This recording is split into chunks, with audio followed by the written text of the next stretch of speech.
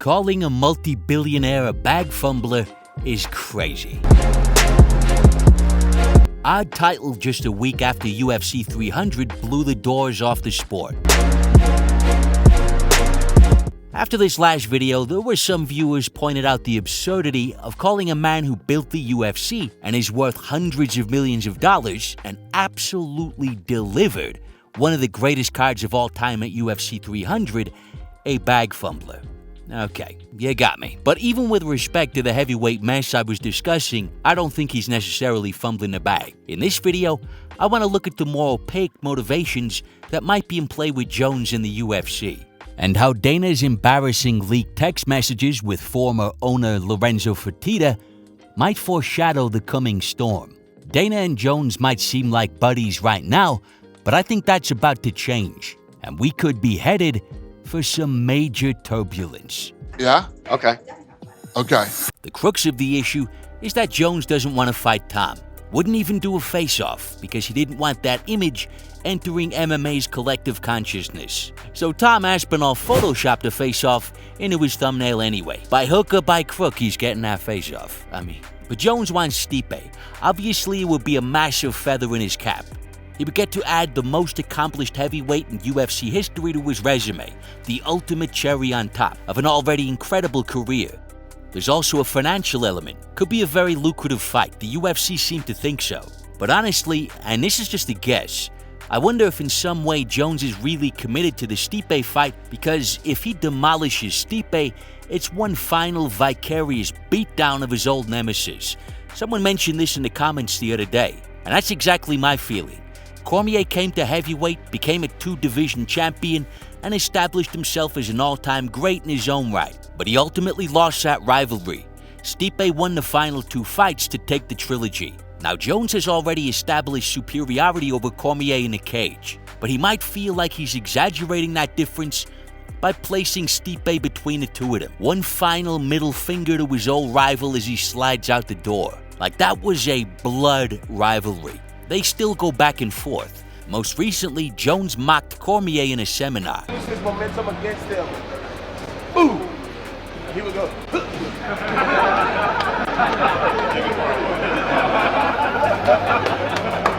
To which Cormier responded with a 15-minute video on his channel explaining why this proves Jones is really the one obsessed with him. People say stuff like Jones lives rent-free in DC's head, da-da-da. What about him? He's doing a seminar, and he's doing 3 things talking about me. 15 minutes to show how little he cares about Jones. Yeah, okay. Also, Cormier is making it crystal clear that the current version of Stipe is not the same guy that beat him. Because while Jones is doing this prime, Stipe had 41. I know at 41, when I was getting ready to fight him, I felt the difference. And at 42, by the time they do fight next year, you gotta be feeling a bit of a difference. I wish I saw those guys with Stipe in his mid-30s, Jones in his late 20s. And he's also shown some support for the idea of stripping Jones. I think you put Tom Aspinall as the champ, and I don't think anybody would bat an eyelid. The reason you can't see Cormier's hands in this clip is because he's pleasuring himself to the prospect of stripping Jones. So is that part of the appeal for John? One last victory over DC. I would guess it's at least part of the equation. But more importantly, he doesn't want to fight Tom. And the reason for that seems to be that he's just not motivated to do so. Tom Aspinall is not a name that he feels would drag him out of the crack house for them early training sessions. And this has been characterized as ducking. But to be fair to Jones, he knows what it's like to kind of slide into a state of listlessness, defending a belt against a slew of contenders who don't light a fire under his ass. And it represents a real danger for a guy like John. Probably the greatest danger. Jones demolished 2 generations at light heavyweight. The first was a who's who of legends, electrifying part of Jones' career. The next generation brought some massive challenges, including an all-time great. And against these guys, Jones established that he could defeat elite light heavyweights and all-time greats right in their prime. Amazing. But then he had his last 3 fights at light heavyweight: Smith, Santos, and Reyes. Good fighters, but not guys who have the same legendary aura, or who you think are on their way to all-time great status. And that was reflected in John's performances, which declined to a point where you could easily argue he lost the Reyes fight. Very uninspired period for Jones. That spark of creativity and enthusiasm seemed to have vanished. Reflecting on that period, he spoke about a lack of motivation. I started just looking forward to another day at the office. The fear was gone. I didn't really fear these guys. I just wanted more. I wanted to be nervous again. I wanted to have fear again. I think fear is healthy. Then he stepped up to heavyweight. Heavyweight division's never been scarier, and I'm glad to be right in the middle of it. In a fight with huge significance that represented a massive challenge and where the heavyweight belt would add to his legacy, and he looked terrifying. So Jones is aware that in order to get the best out of himself, he has to be invested in the whole challenge. He has to feel he's going to accomplish something great or add something to his legacy. And for a guy who's done so much, that's an understandable part of the equation. I think we all agree Jones should be trying to avoid a loss at this point, having come so far. And if we judge by his light heavyweight career, the best way to avoid a loss would be to avoid challenges that don't inspire him. A lot of people don't really acknowledge that. There always will be another awesome contender. And it's my job to realize when you are enough and you have done enough. You've provided for your family, you've created a life for your people. Whatever you think about Jones, I think that's a good attitude for a legend coming to the end of their career. Acceptance. So, I'm on Tom's side, but I can appreciate where Jones is coming from. So Aspinall and Jones, all pretty straightforward. But the UFC is a little more difficult to understand. You think they'd be desperate to get Jones in there with Tom. But not only have the UFC stayed committed to Jones versus Stipe, but Dana appears to be indifferent to the prospect of both men retiring after that fight. It's bizarre. The Stipe fight has to happen, yeah.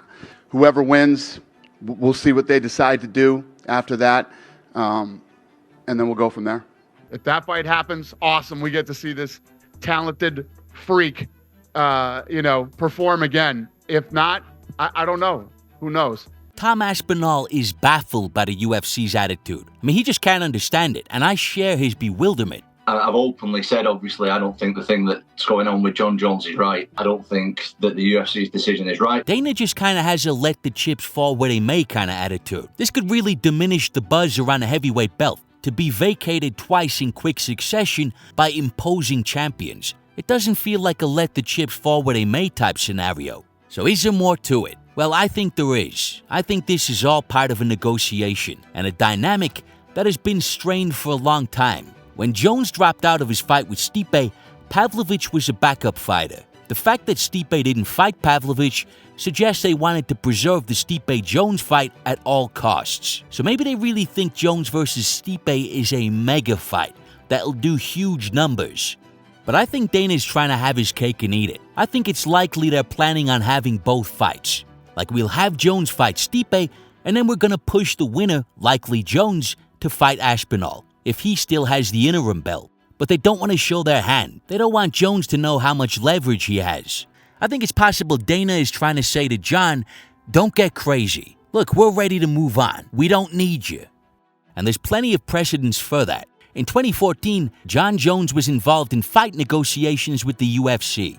Private messages between Dana and Lorenzo have since become public in the discovery during a recent class action. What's up with Jones? Dana asks. Did he straighten up, or is he still being a scumbag? Still a douche, Lorenzo replies. But we're inching closer. Haven't moved on money, but sent the letter with an ultimatum. They sent an ultimatum. It's getting serious. If that doesn't work, we'll just send a hitman. Either his brains or his signature will be on that contract.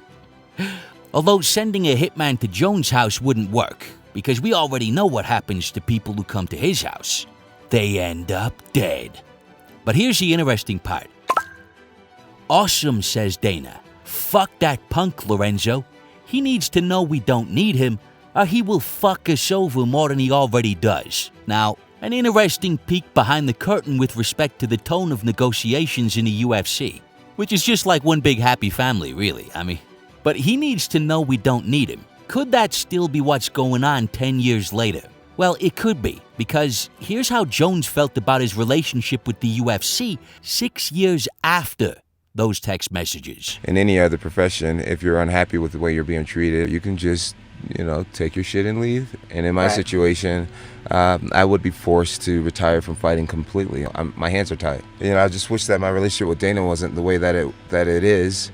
I get that you want to make these hundreds of millions of dollars off me, but if you don't like me anymore, if you flat out don't like me, I've never had whiskey night and dinners and shit like that. So in 2014, the goal was to make Jones feel like he wasn't needed. By 2020, they had overshot. Not only did Jones feel like he wasn't needed, he felt like he wasn't even wanted. It's just a weird feeling when you feel like they don't really want you there. Like at that time, it just seemed like a contract negotiation, and Jones was on bad terms. Maybe he was being sensitive, talking about whiskey nights. But the messages from 6 years prior seemed to confirm that Jones feeling unneeded was strategic. It was deliberate. It was part of keeping Jones in line. So that seems like a possibility. Dana is feigning indifference to preempt what could be a brutal negotiation in which Jones will be holding all the cards, because he wants to retire. So when the UFC come to him and say, hey John, come on, how about one more fight? John can just say, look, I'm done. So either make me an outrageous offer or move the fuck on without me, because I'm out. There's no comeback to that. There's no let's meet in the middle. What's meeting in the middle with a guy who wants to walk away? It's paying him boatloads of cash to stick around. So this time Jones will be sending the ultimatums. Either send me a shipping container full of hundreds, or maybe I'll see you on the golf course.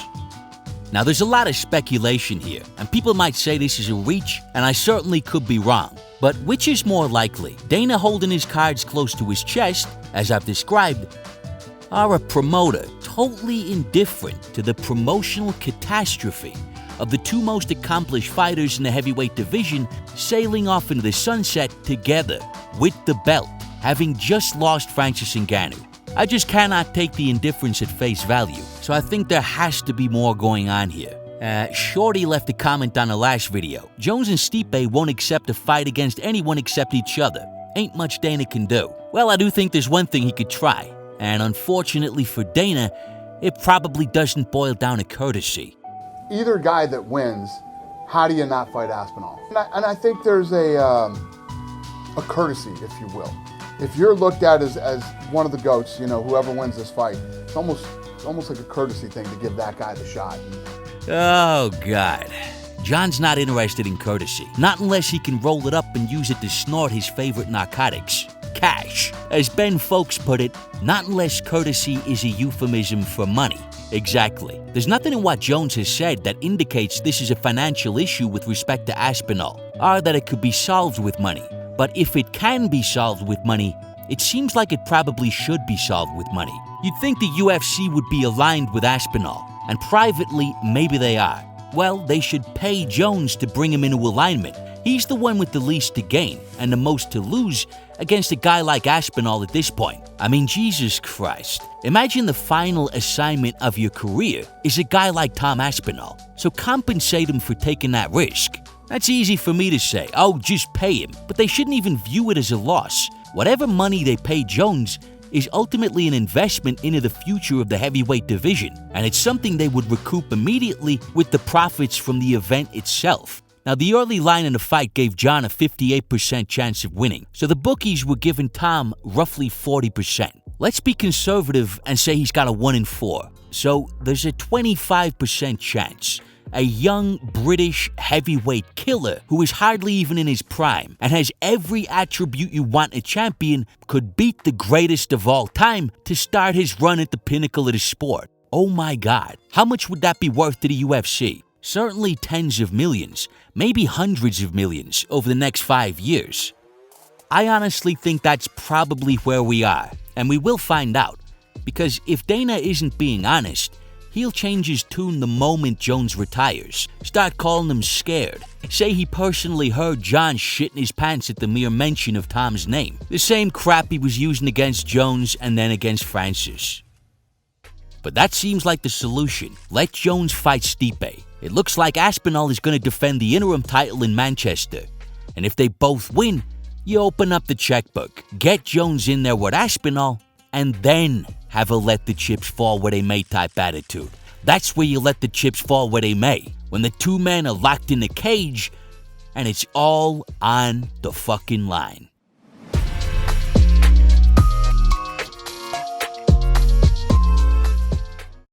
Worst YouTuber ever. Give it up, buddy. Nobody wants to hear you talk. You're shit. Oof. These are some of the horrible comments that I found on other people's YouTube channels. But today, I want to discuss some of the comments that you guys left for me in the last couple of videos. And I'm just kidding. I made these comments myself in Photoshop. I'm not schadenfreuding my way through people's comment sections. Could you imagine?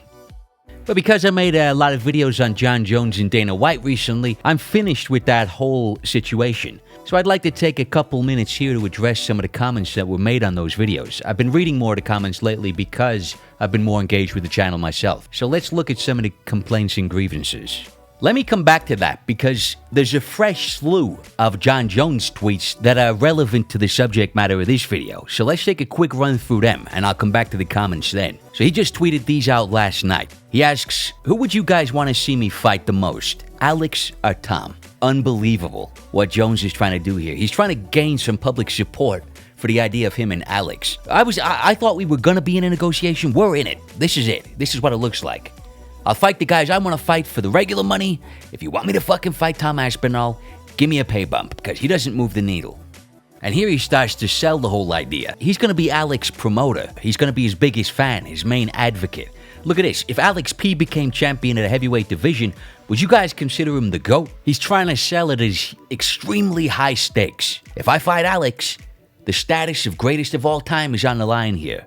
Jones continues. Being back in the gym has got me thinking differently. That fight after Stipe may be the next biggest move I could possibly make. This killer has already defeated so many champions and is already considered a legend to millions around the world. So he is in the Alex selling business right now. And look at this. Give Alex a chance to avenge all those great Brazilian champions I've defeated. Oh, so he's thinking of every angle to promote the fight. He shall avenge his fallen countrymen. All those great Brazilian champions Jones beat back in the 80s. The Brazilian Avenger. Ah, Jesus. And here's another tweet of Jones promoting Alex. It'd be absolutely massive. A guy with a chance to be 3-division champion and a GOAT versus the actual GOAT. Same age, different strengths. And that's the whole thing, really. Jones is picking a stylistic matchup that he thinks would be advantageous. It's low risk because Alex is potentially susceptible to the same thing that Gon was overcome by. He continues, there's absolutely no fight that generates a payday like that. Marketing would be insane. Here's another one. You actually think me fighting Tom would be more massive than Alex and I colliding? So he's brushing Tom aside now. And he continues, Tom only matters in the UK. Newsflash. Pereira is one of the most polarizing figures this sport has seen. Pereira, polarizing? No, everybody loves Alex. Polarizing? I don't think so. He goes on, I'm thinking dollar signs, legacy, big picture here. Not what UK fans are dying to see. He's saying it. It's about fucking dollar signs. Big picture. Give me the money. I think this really supports the idea of this whole video that, we're headed for stormy waters and Jones trying to call his shots and potentially be compensated a lot of money to fight Tom Aspinall. Okay, so now I want to run through some of the comments. This guy left a comment where he felt I was being harsh on Dana. And obviously he was responding to the thumbnail of this video where I was calling Dana a bag fumbler. But as I've outlined, I don't think Dana is fumbling that bag. I think he's keeping his cards close to his chest because he knew the game Jones is about to start playing. And now we can all plainly see it ourselves in these tweets.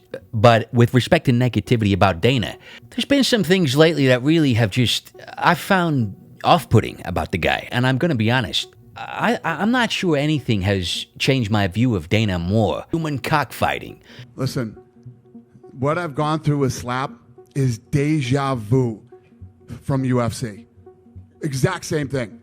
Everybody in the media ripping it apart and, and I can't wait to say I told you so. But MMA had something so prestigious and so classy. You have all these mixed martial arts, the incredible history of things like karate, and you've got the Gracies bringing jiu-jitsu to Brazil and the adaptation of jiu-jitsu into Brazilian jiu-jitsu. And you have these styles sending forward their best representative. This guy is the best in the world at heavyweight in jiu-jitsu. And it's like, well, he's going to take on the best Sambo guy. Let's see how this goes. So it was always so much intrigue. He could not get involved with this.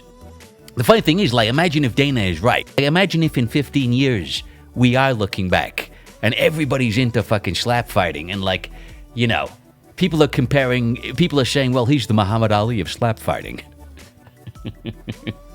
When are they going to put slappy crap in the Olympics? That's what I want to know. But you know who's laughing? We are. I'm the one really laughing. This guy. No. Us. So yeah, I've been up and down on Dana, and it's unfair to call him a bag fumbler. Absolutely. I don't even think he is a bag fumbler with respect to Tom Aspinall. But Jesus Christ. If you start putting your name to slappy crap, you're going to lose some people. Okay. And the other big subject that came up was this video that I made on Jones was not a controversial video. Most people, it's got like 98% likes.